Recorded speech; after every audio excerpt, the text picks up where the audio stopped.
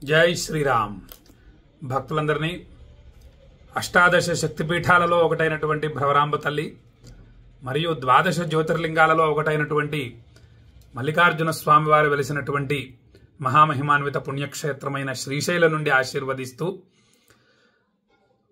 అద్భుతమైనటువంటి సాధన చేసుకున్నాం మనమందరం కూడా. శ్రావణ మాసంలో మనశ్చేన్న లగ్నం గురో రంఘ్రి పద్మే తతఃకిం తతఃకిం తతఃకిం తతఃకిం అంటారు మన గురువుగారు ఆదిశంకరు. మనస్సే ప్రధానమైంది.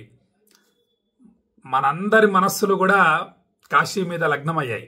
అలా ఆ విధంగా కాలభైరవ స్వామివారు మనతో కాశీలో రుద్రాభిషేకం చేయించుకున్నాడు. ఆ మనస్సు ఏదైతే ఉందో అది కాశీలో లగ్నం అవ్వాలి అంటే ఈశ్వరానుగ్రహం కావాలి. కాలభైరవుడు అనుగ్రహం లేకపోతే మన మనస్సు కాశీ వైపు వెళ్ళదు. అలా చూడండి, మరి కోట్లాది మంది ప్రజలు ఉన్నారు, మరి కొంతమంది మాత్రమే నా వీడియోలు చూడగలిగారు కదా. మొత్తం కోట్లాది మంది ప్రజలు చూడలేదు కదా. మొత్తం 130 కోట్ల మంది భారతీయులు కదా. అందరూ వినలేదు. కొంతమంది మాత్రమే మరి నా వీడియోలు వెళ్ళాయి. కొంతమంది మాత్రమే కాలభైరవ స్వామివారి అనుగ్రహంతో కాశీ కాశీ కాశీ కాశీ అనేటటువంటి మాట వాళ్ళ చెవులలో పడటం, తర్వాత అనేక విషయాలు కాశీ గురించి తెలుసుకోవటం మొదలైనటువంటి భాగ్యం కొంతమందికి మాత్రమే అది కలిగింది. కాబట్టి అలా ఆ కాలభైరవ స్వామివారి అనుగ్రహంతో శ్రావణమాస దీక్షని మనమందరం అత్యంత భక్తితో జాగ్రత్తగా పూర్తి చేసుకున్నాం. మనస్సు లగ్నమయ్యేటటువంటి సాధన ఏదైతే ఉందో దాన్ని కొనసాగిస్తున్నాం. అయిపోవటం అనేది ఉండకూడదు కూడా.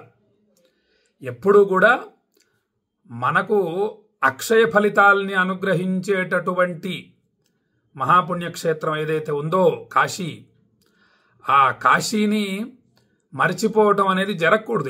ఎందుకు మర్చిపోవాలి? అన్ని అక్షయ ఫలితాల్ని ఇస్తుంది కదా మనకి. కాశీ అనే 2 అక్షరాల్లో 700 మహామంత్రాలు నిక్షిప్తమై ఉన్నాయి. సాక్షాత్తు ఆ పరమేశ్వరుడికి కూడా అత్యంత ప్రీతికరమైంది సదాశివుడికి, విశ్వనాథుడికి. అటువంటి కాశీని మనం ఎందుకు మర్చిపోవాలి?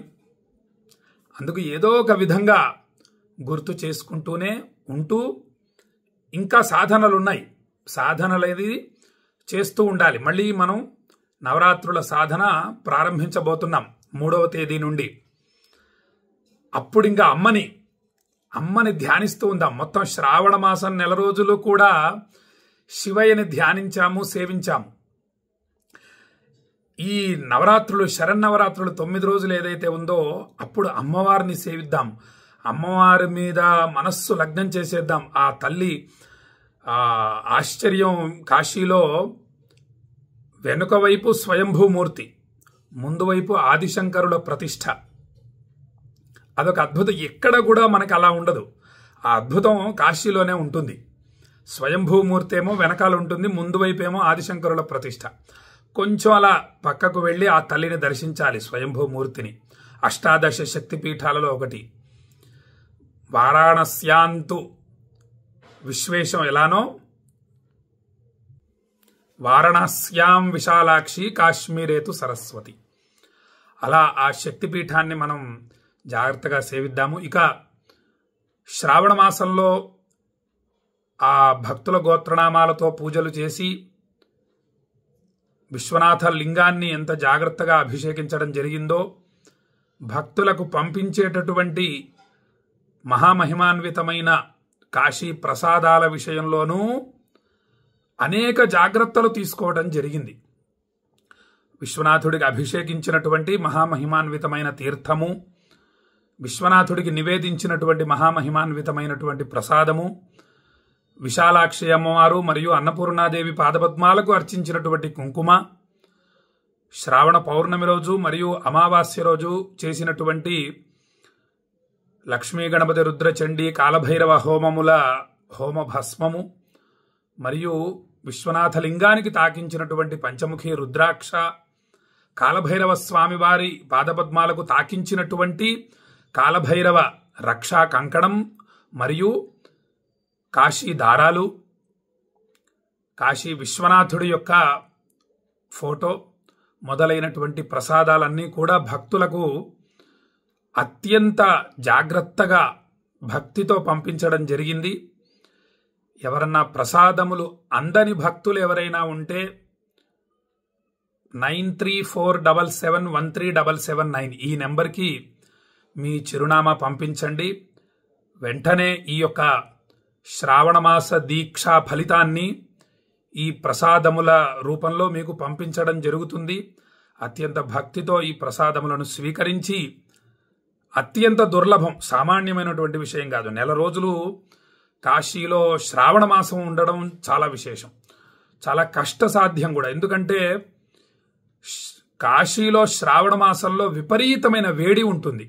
ఆ వేడిని తట్టుకోవటం చాలా కష్టసాధ్యమైనటువంటి విషయం. ప్రధానమైనటువంటి పరీక్ష అది. ఇంకా అనేక పరీక్షలు. నెల రోజులు అక్కడ ఉండాలంటే ఆ వసతి లభించడం కష్టసాధ్యం. ఇలా కానీ ఆ కాలభైరవుడి అనుగ్రహంతో గత 30 సంవత్సరాల నుండి ఈ దీక్షలు చేస్తూ రావటం చేత స్వామివారి అనుగ్రహంతో ఇవన్నీ కూడా సానుకూలమయ్యాయి. చిన్న చిన్న పరీక్షలు ఎదురయ్యాయి. వాటన్నిటిని కూడా తట్టుకొని జాగ్రత్తగా భక్తుల గోత్రనామాలతో కాశీ విశ్వనాథ లింగాన్ని అనేక వేదమంత్రాలతో అభిమంత్రించినటువంటి జలంతో రుద్రాభిషేకం చేయటం జరిగింది. కావున భక్తులందరూ కూడా ఈ శ్రావణమాస దీక్షా ఫలితాన్ని అందుకోని వారెవరైనా ఉంటే వారు వెంటనే మీ యొక్క చిరునామాని పంపించండి. మేము మీకు పోస్ట్ ద్వారా వెంటనే ఈ యొక్క కాశీ ప్రసాదములను పంపిస్తామని చెప్పి భక్తులకు తెలియచేస్తూ కాశీని స్మరిస్తూనే ఉందాము. ఇక రేపటి నుంచి కాశీ గురించి మరియు అనేక ధర్మాల గురించి, మన సనాతన ధర్మంలో అనేక అద్భుతమైనటువంటి విషయాలున్నాయి. వాటిని స్పృశిస్తూ జాగ్రత్తగా వాటిని తెలియజేస్తూ మీకు శ్రీశైల పుణ్యక్షేత్రం నుండి ఆశీస్సులు అందిస్తానని చెప్పి భక్తులకు తెలియజేస్తూ సెలవు తీసుకుంటున్నా. జై శ్రీరామ్.